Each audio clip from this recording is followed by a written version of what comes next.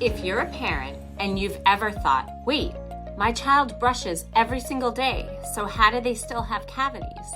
You're not alone. In fact, this is one of the most common and most confusing questions parents ask at the dental office. Today, we're breaking it all down. In this video, we're going to talk about why cavities can still happen even when kids brush every day, the sneaky causes parents often don't realize are affecting their child's teeth, and the biggest brushing mistakes that we see without judgment, and most importantly, what you can do starting today to truly protect your child's smile. We'll also share real-life experiences from pediatric dental visits, simple changes that make a huge difference, and myths about cavities that might be doing more harm than good. By the end of this video, you'll understand cavities in kids in a totally different way, and you'll feel more confident about how to prevent them. So whether your child has already had a cavity or you're trying to avoid one altogether, let's stay with us. Let's start by clearing up the biggest misconception parents have about cavities.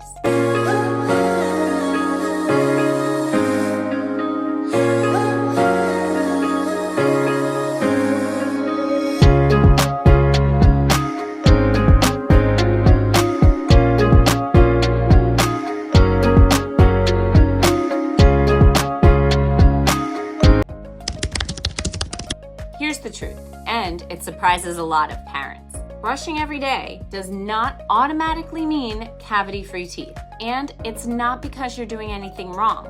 Think of brushing like washing your hands. You rinse quickly or without soap, or you don't scrub certain areas, germs are still there, even if you technically washed. The same thing happens with kids' teeth. Most children are brushing, but they're not brushing long enough. They're missing key areas, or they're brushing after damage has already started. Cavities don't form overnight. They develop slowly, quietly, and often without pain at first. By the time parents notice something is wrong, the cavity may already be very well established. So let's talk about why cavities happen, starting with what's actually going on inside your child's mouth. Cavities are not just about sugar. They happen because of a combination of factors, including, and number one, bacteria. Cavities are bacteria, and bacteria spreads. Every mouth has bacteria, even healthy ones, but certain bacteria feed on sugars and starches and produce acid, and that acid attacks the tooth enamel. Number two, tooth structure. Some kids are born with deeper grooves in their teeth, softer enamel, or tighter spacing that traps food. This doesn't mean they have bad teeth, it just means they're more vulnerable. Diet and snacking habits. Number three, it's not only what kids eat, it's often how they eat. Frequent snacking keeps acid levels high, and it doesn't give teeth time to recover. It increases cavity risk even with healthy snacks. Number four, oral hygiene. This is a big one. Most kids brush too fast, miss the back teeth, skip along the gum line, don't use enough toothpaste. I always recommend parent-assisted brushing up until the age of even 9 years old. Plaque can turn into cavities. Let's talk about the most common mistakes. No guilt and no shame. Mistake number one, brushing too quickly. Many kids brush for 15 to 30 seconds. Recommended brushing time is 2 full minutes twice a day. That's longer than most kids do, and longer than most parents realize. Mistake number two is skipping the back teeth. Those molars in the back, they have deep grooves, hard to reach angles, and they do most of the chewing. This makes them the most cavity-prone teeth. If your child has ever had a cavity, chances are it was on the back tooth. Mistake number three, not supervising long enough. This goes back to my recommendation of parent-assisted brushing. Parents often ask, when can my child brush on their own? The general rule is until about ages 7 to 8. Kids need supervision or help. My own children are much older than that, and I still sneak in there every once in a while. It doesn't mean doing it for them every time, but it does mean checking. Mistake number four, rinsing right after brushing. This one surprises parents. Rinsing with water immediately washes away the fluoride, which is what strengthens the enamel. A better approach is to spit as much of it out as possible and let the fluoride sit on your teeth a little bit longer. It's a small change, but has a big impact. At this point in the video, you might be thinking, okay, maybe brushing alone isn't the whole picture. and you're right. Next, we're gonna talk about hidden sugars that parents don't expect, why healthy snacks can still cause cavities, the role of genetics, and how to actually cavity-proof your child's routine.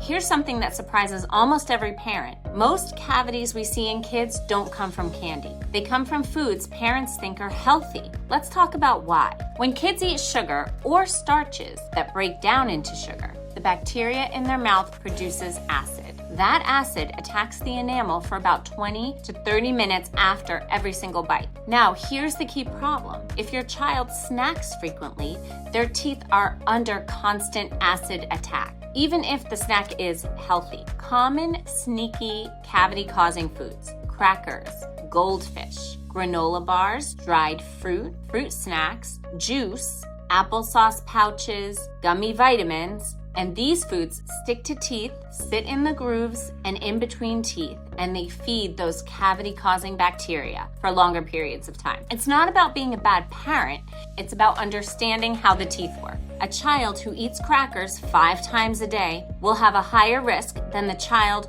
who eats dessert once at dinner. Frequency matters more than quantity. What helps? Offering snacks at set times, not grazing all day long. Pairing snacks with water. Choosing tooth-friendlier options like cheese, yogurt, crunchy veggie. You don't need perfection, just awareness.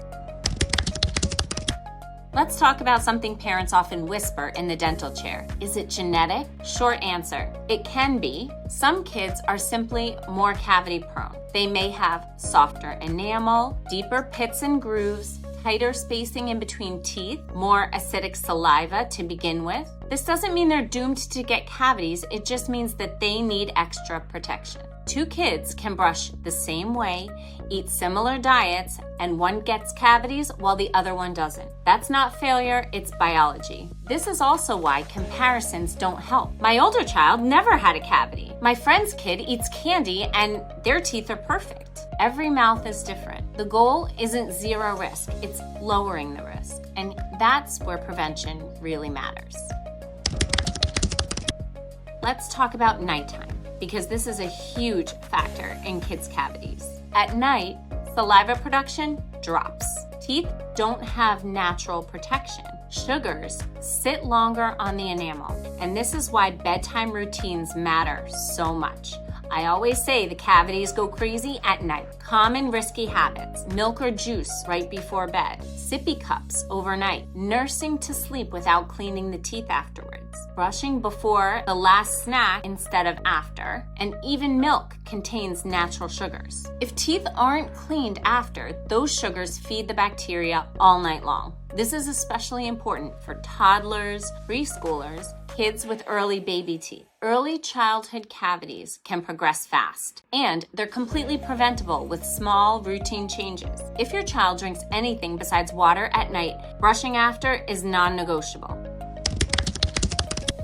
Let's make brushing practical. Here's what effective brushing looks like for kids. The right amount of toothpaste. Under age 3 is a tiny rice-sized smear. Ages 3 to 6, pea-sized. 6 plus, a regular amount but supervised. Number 2, the right motion. Small circles, not big scrubbing. Along the gum line, on chewing surfaces, front, back, and top of every single tooth. The right timing. 2 full minutes, twice a day, especially before bed. A timer, a song, or a toothbrushing app is great. Number 4, parents checking. After brushing, parents should look at the teeth, touch up any spots that were missed, make sure the back molars are clean. Think of brushing as a team effort, not a test your child has to pass by themselves. At this stage, you might realize, it's not that I wasn't brushing, I just didn't know what else mattered. Next, we're gonna cover fluoride, sealants, and professional prevention.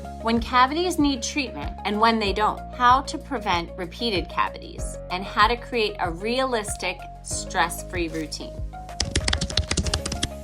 Let's talk about what happens outside the bathroom sink, because brushing at home is only part of the picture. Fluoride, friend, not enemy. Fluoride gets a lot of mixed opinions online. But here is the evidence-based truth. Fluoride strengthens enamel, it helps repair early damage, it makes teeth more resistant to acid, and for kids who are cavity prone, fluoride can be the difference between watching a spot or needing a filling later. Fluoride toothpaste. Professional fluoride treatments and fluorinated water work together. And no, kids don't need to swallow it for it to work. Dental sealants, a secret weapon. Sealants are one of the best preventive tools we have for kids. They are thin, protective coatings. Sealants are placed on the chewing surfaces of the molars and premolars. They're completely painless, extremely effective. Those deep grooves we talked about earlier, sealants seal them off. Many kids get cavities in molars within the first year that they've erupted. Sealants help prevent that entirely. If your child is between the ages of 6 and 12 getting new molars, this is the perfect time to get the teeth sealed. Here's something parents often worry about. Does every cavity need to be filled right away? Not always. There are different stages of cavities. Early white spot lesions, where the enamel is starting to weaken. There's no hole yet. These lesions are often reversible with fluoride and routine changes. Moderate cavities, enamel is broken and the dentin may be involved. Treatment is usually recommended. Advanced cavities, larger holes, pain, or infection, requires treatment to prevent bigger problems. A good pediatric dental team will monitor early spots, explain your options clearly, avoiding unnecessary treatment. The goal isn't to fix everything immediately, but the goal is to protect the teeth long term.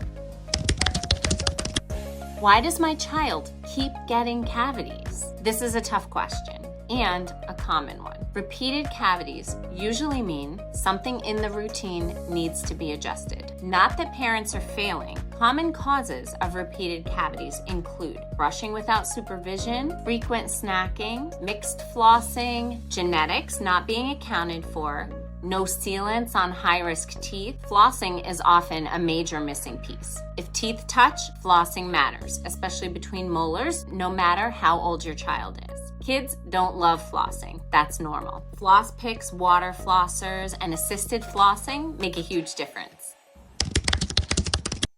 Let's make this doable. A cavity preventive routine doesn't need to be perfect. It just needs to be consistent. Morning, brush with fluoride toothpaste or nanohydroxyapatite. Quick floss if possible. After school, water instead of juice.